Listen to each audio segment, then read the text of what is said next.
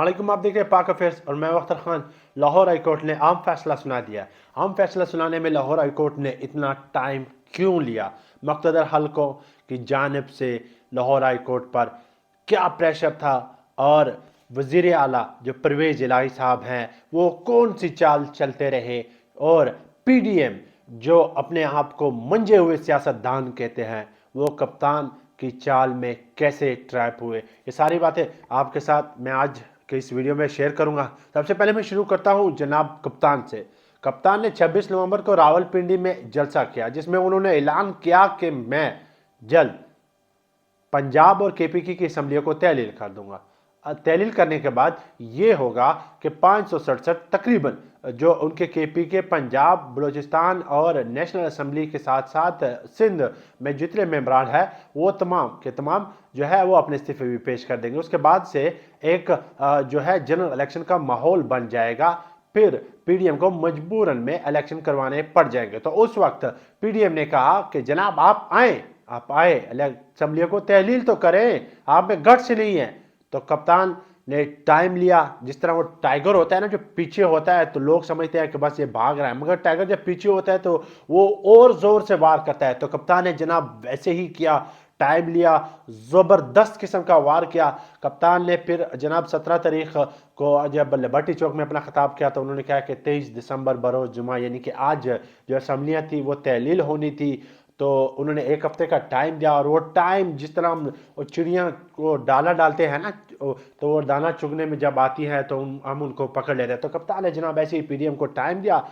PDM जो थी उन्होंने एक तरफ से तो अदम एतमाद जमा करवाए, दूसरी तरफ उन्होंने परवेज़ इलाही साहब को डी नोटिफाई करवा दिया। और गवर्नर की जानिब से गवर्नर साहब ने स्पीकर साहब को ख़त भेजा और उनको कहा कि अदम एतमाद का जो है ना वोट ऑफ कॉन्फिडेंस वो सीएम साहब वो ले। मगर स्पीकर साहब ने कहा कि ऐसा नहीं हो सकता, एक इजलास जारी है, जो आईनी तरीका है उसके मुताबिक आएंगे। एक इजलास जारी है और वो स्पीकर का बुलाया हुआ इजलास है और हम उसको कैसे ख़त्म कर सकते हैं?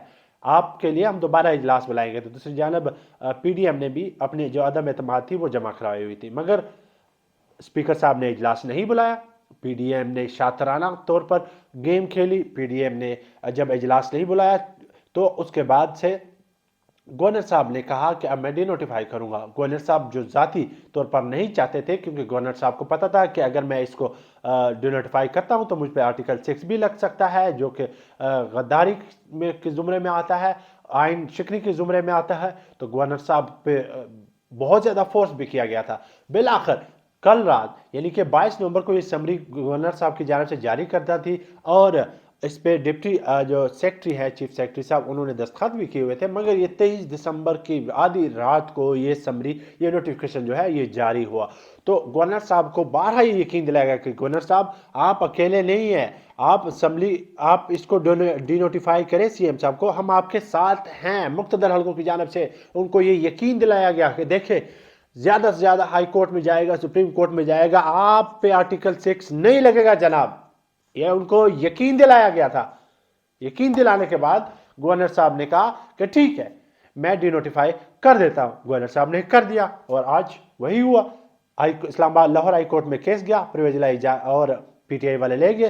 पीटीआई वाले जब केस ले गए तो जनाब पता चला कि जज साहब कह रहे हैं कि नहीं, आप हमें यकीन दिलाएं कि हम जो नोटिफिकेशन है डी नोटिफाई का हम इसको वापस कर देते हैं। गवर्नर का जो रूलिंग दी है, जो उन्होंने नोटिफिकेशन जारी किया है, हम इसको वापस कर देते हैं। मगर आप हमें ये गारंटी तो दें कि आप असम्बलियों को फौरी तौर पर तहलील नहीं करेंगे।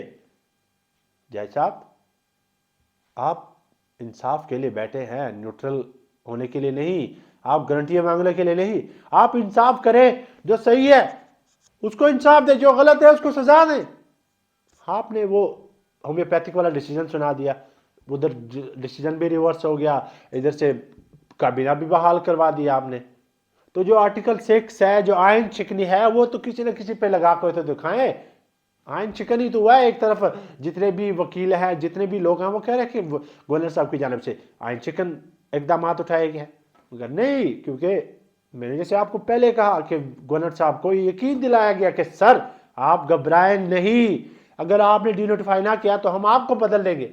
हमारे पास और ऑप्शन है, और गवर्नर लगा देंगे, हमने इसको डी नोटिफाई करवाना है, हमने इलेक्शन को डिले करवाना है, हमने असेंबली जो तहलील होने जा रही है इसके प्रोसेस को डिले करवाना है, ताकि जब सीएम परवेज इलाही साहब वो एतमाद का वोट लेंगे तो हम उनके बंदे तोड़ देंगे। अब जरदारी साहब फिर से एक्टिव हो गए होंगे।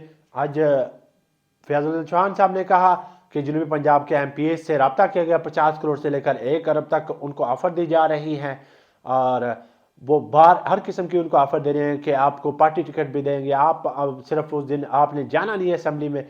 तो जरदारी साहब मतलब एक दफ़ा फिर उन्होंने छांगा मांगे की जंगल वाली सियासत को गर्म कर दिया। अब ना कोई अदालत बोलेगी, ना कोई बोलेगा, ना कोई, क्योंकि मफाद सबका एक है। उस तरफ आपके कैपिटल में दहशतगर्द पहुंच गया है, मगर ये सारे लोग सिर्फ और सिर्फ इमरान खान को नीचे दिखाने के लिए इस हद तक गिर रहे हैं। जज साहब पे बहुत ज़्यादा अब लोगों के सवालात भी, इतराज़ात भी उठ रहे हैं कि जज साहब आपने जो फैसला दिया है ये एक होम्योपैथिक फैसला है। आप सोशल मीडिया पर जाके तो देखें लोग आपके बारे में क्या कहते हैं। आप फैसला देते, दिलेर बन के फैसला देते कि जो गलत था उसको गलत निकले, बाहर में जाए असेंबली। मुल्क का आइन जो है वह सबसे आम है, शख्सियत आम नहीं है, ओहदे आम नहीं हैं, ओहदे आते जाते रहते हैं, मगर आपने एक ऐसा फैसला सुनाया। मैं क्या इसमें मैं मजीद इस पर बात भी नहीं कर सकता, क्योंकि अगर बात करूँ तो अदालत की तौहीन अदालत मुझ पर भी लग सकती है, क्योंकि वो जिस पे चाहे मन चाहे लगा सकते हैं, जिस तरह इस्लामाबाद में हो रहा है। जिस साफ़ी को दिल करे जो हुकूमत के ख़िलाफ़ है उस पर किस्म किस्म के FIR काट देती हैं, उसको जेल में डाल देते हैं, उसको जनाब नज़रबंद कर दिया जाता है, क्या क्या उनके लिए सज़ाएँ नहीं मुख्तस की गई।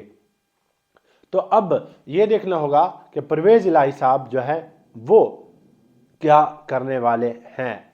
आया कि वो इमरान खान के साथ सिंसियर है या नहीं। अगर वो सिंसियर नहीं है, अगर वो अपने बंदे को तितर बितर करवाने में कामयाब हो जाता है, तो यकीन जाने कि पंजाब में जो उनकी ताकत है वो ख़त्म हो जाएगी। जो इस वक्त उनकी हवा चल रही है इमरान खान के साथ, जो लोग उनको रिस्पेक्ट दे रहे हैं वो सारे की सारे ख़त्म हो जाएगी। अब चौधरी को मुश्किल वक्त उन्होंने गुजार लिया है, अब बस आगे आसान वक्त है। अब उनको खान के साथ स्ट्रिक्ट रहना होगा, वगरना उनको लोग PDM की तरह लोटे लोटे कर के बुलाते रहेंगे।